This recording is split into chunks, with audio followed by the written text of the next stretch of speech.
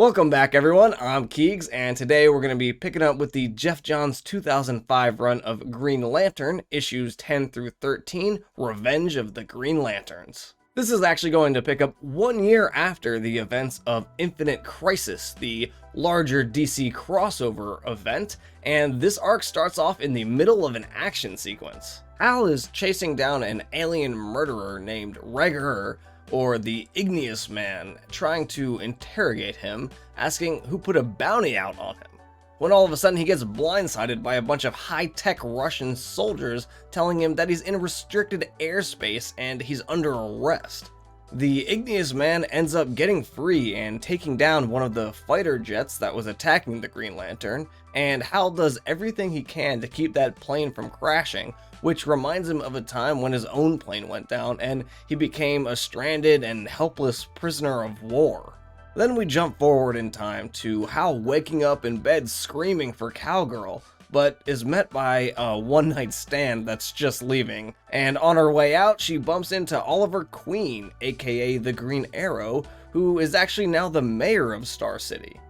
Oliver is there to talk to Hal because he keeps breaking international law by breaking a treaty that was set up that makes it illegal for American superheroes from entering other countries in the name of justice.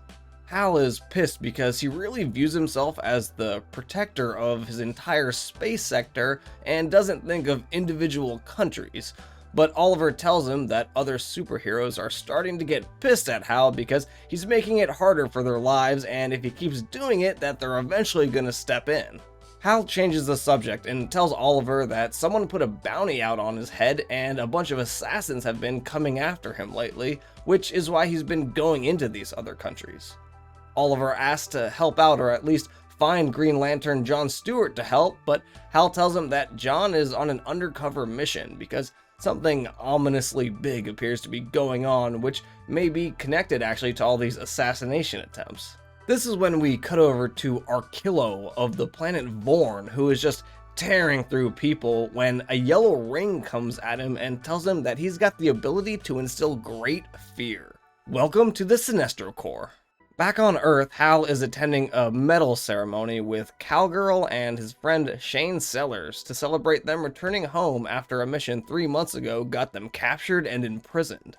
Hal is really pissed because he believes it really never should have happened, but in the middle of his pity party, a plane comes crashing down.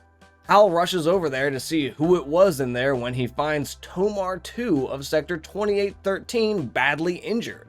If you watched my Parallax video, you'd know the significance here being that Hal supposedly killed Tomar in space when he was Parallax so many years ago.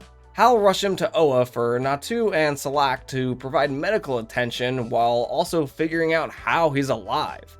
Apparently he was on an uncharted planet outside of Sector 3600 where he was being held captive by Manhunters, and he was able to find a depleted power ring, escape, and pilot a broken ship back to Earth just in order to kill Hal for leaving him for dead all those years ago. Hal starts to throw himself another pity party, but Green Lantern Guy Gardner shows up to snap him out of it. Hal then reasons that if Tomar is alive, then many of the others may be as well, and that it's his responsibility to look for them. One of the newer Lanterns ends up picking a fight with Hal and Guy because they're starting to see that Hal was responsible for the previous destruction of the Green Lantern Corps, and slowly they're starting to build some animosity towards him. Kilowog and Salak break up the fight and tell Hal that the Guardians are willing to hear him out about looking for the rest of the missing Green Lanterns in Space Sector 3601, which is generally expressly forbidden since no life can live there and it's solely for that of the Manhunters. When the sector is brought up, Ganthet mentions that that's the sector from the Blackest Night prophecy, which unsettles them all, but they decide to pretty much ignore the comment and move on. So a little bit of foreshadowing there for what's to come. Unsurprisingly though, the Guardians deny his request because they think he's too emotionally tied to this, but they say they will send another team when time permits. And when Hal gets out of the meeting, of course he tells Guy Gardner that they were given the okay and they set out for Sector 3601. They arrive at the Manhunters' homeworld named Biot, which is a completely mechanical looking world because they are machines, of course, and also no life can really exist here or be created in this sector, so it has to be built like a machine. They try to sneak in, but the Manhunters immediately know they're there and attack them. During the fight, Hal realizes that they aren't leaking oil, but actually blood, and notices pipelines in the tunnels which they follow to reveal almost all of the fallen Green Lanterns strung up and being drained. As they're inspecting them though, Hal gets blasted from behind and taken down by none other than Hank Henshaw, aka Cyborg Superman, the man who had been directly responsible for destroying Coast City, who apparently has a bunch of power rings now. Meanwhile, back on Oa, Salaak and Kilowog are in a memorial to fallen Green Lanterns, and it's not really a cemetery since most of the tombs don't actually have any bodies in there because a lot of Green Lantern bodies aren't really recoverable once they're killed, but they're looking at the people they lost to Parallax, and Salaak mentions that Hal and Guy disobeyed orders and are on the verge of getting discharged by the Guardians for going off against their express orders. With Hal down and Cyborg Superman with 4 power rings, he makes quick work of Guy and tells the Manhunters to take him to the High Master, and as for Hal, they're going to perform a little experiment.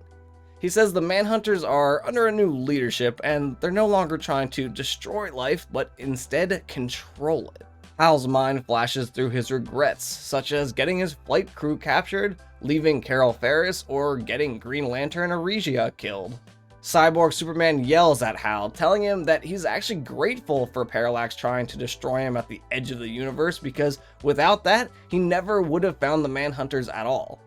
But Hal, of course, has the strongest willpower, and he can feel the nanites in his blood trying to alter his thoughts, but he takes it one bot at a time, burning them away in his mind until he can make a fist, where he's able to punch Cyborg Superman and break free. But with Guy gone, he knows that he needs backup, and he needs it quick. Luckily for him, he knows where a bunch of Green Lanterns are just hanging around. He frees Kehan first, as he's the strongest, and it must be a pretty crappy sight to see waking up for the first time in years, surrounded by Manhunters and the guy that killed your friends and left you for dead. So, as you can imagine, he goes a little bit berserk and starts rampaging through everything. Hal frees Lyra next, who was Kehan's star pupil, and also mentions a rumor that these two actually had feelings for each other, and though Kehan was married, their honor would never allow them to act on such feelings. Though in the middle of a battle like this, that bit of information doesn't really seem like the thing Hal should be focusing on. Get your mind out of the gutter, man. Hal goes on to wake up Jack Chance, Hanu, Graf Torin, General Creon, and of course we can't forget Boudica, who is really pissed about her hand being cut off by Parallax so many years ago. They see Hal, and since they're all just waking up, they assume Hal is still the evil version and immediately start attacking him. Hal doesn't resist and just gets beaten bloody though, and Torin notices that something is off, and just before Boudica slices off Hal's hand, Torin stops her in an attempt to figure out what's going on. Hal starts to explain, and then in the corner of his eye, he realizes that the visions he was seeing before weren't just all in his head. Hung up beside him is Arigia. Hal had met Green Lantern Arigia of Sector 2815 at a battle against a renegade Guardian. He initially thought that she was just a kid, but then learned that the planet she was from, Graxos 4, actually has an elongated orbit, making her around 240 years old by Earth standards.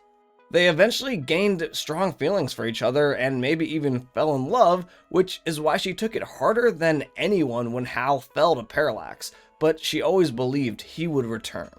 Unfortunately, while Hal was Parallax, Major Force, ironically a minor villain, suffocated her, and because she was no longer wearing a power ring because the core was destroyed, she was pretty much helpless to him and died. Or so we thought.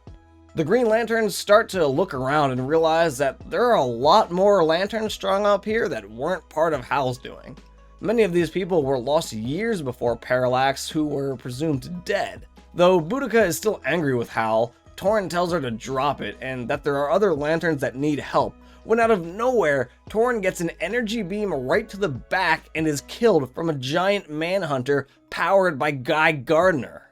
His ring flies to Boudica, who really just wants to fight Hal, but she ends up joining Kihon for the moment to face the Manhunters. Hal goes after Arigia, but then Cyborg Superman shows up and catches her. He tells Hal that when the Graxonites take immense amounts of damage, they go into a hibernation-like state where they evolve into their next stage of life. You know, now that I think about it, they've got two hearts too. Are they Time Lords? But Henshaw tells him that Arigia was actually buried alive, and it was actually the Manhunters that saved her. Hal almost snaps here and goes Super Saiyan, focusing every thought into a single goal of rescuing Arigia, and sends a Kamehameha wave at Henshaw and the guy-powered giant Manhunter, cracking the glass. Hal and Cyborg Superman start fighting, and Hal gets pretty beat up when Arigia cuts in to slice off Cyborg Superman's mechanical arm. At the same time, the other Lanterns free Guy, and Hal and Arigia use the planet-destroying giant Manhunter to, no surprise, destroy a planet, the planet being the one they're currently on, Biot, and escape with the rest of the Lanterns. Cyborg Superman was blown to smithereens, but he's basically impossible to kill from everything I understand about him, so he will eventually be back, but for now, he has been neutralized, and the millions of Manhunters on the planet were destroyed. Back on Oa, Guy tells the Guardians that since he's part of the Honor Guard, he was actually the one that authorized Hal to go on the mission. And as an Honor Guard member, he's allowed to actually break the rules 3 times before expulsion from the Corps, just really showing that if Guy believes that it was the right thing to do, then he's gonna do it and would take the heat for it any day of the week because he knows it's the right thing to do. Hal asks if the Guardians will assign someone to Sector 3601 since he knows Henshaw will be back, but the Guardians adamantly tell him no, because the Book of Oa says it's forbidden to go there, and they will not rewrite the book. Back in the main hall, the missing Lanterns have all returned, and they're met with many cheers, though Keon turns to Hal and tells him that even though he saved them, it was pretty much his fault that they were in that position, so they don't forgive him and just to stay out of each other's paths. Arigia pulls him aside afterwards and gives him a little kiss, telling him thanks, and Hal's able to fly away knowing that he was able to save his fellow Lanterns, and at least one of them doesn't hate his guts, so all in all, I would say it was a pretty successful mission. Epilogue.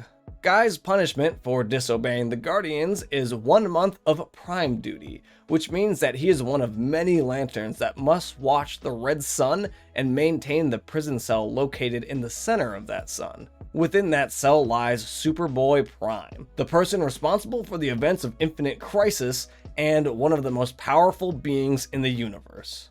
The Guardians say that it's not the time to question Superboy, but they realize that Hank Henshaw was in Space Sector 3601 for quite some time, and even though the Manhunters were made blind to it, the Earthman may have found something called the Path that lies outside the edge of the universe. They speak their agreement with the number 52 and then ask which one of us will go retrieve the Cyborg Superman.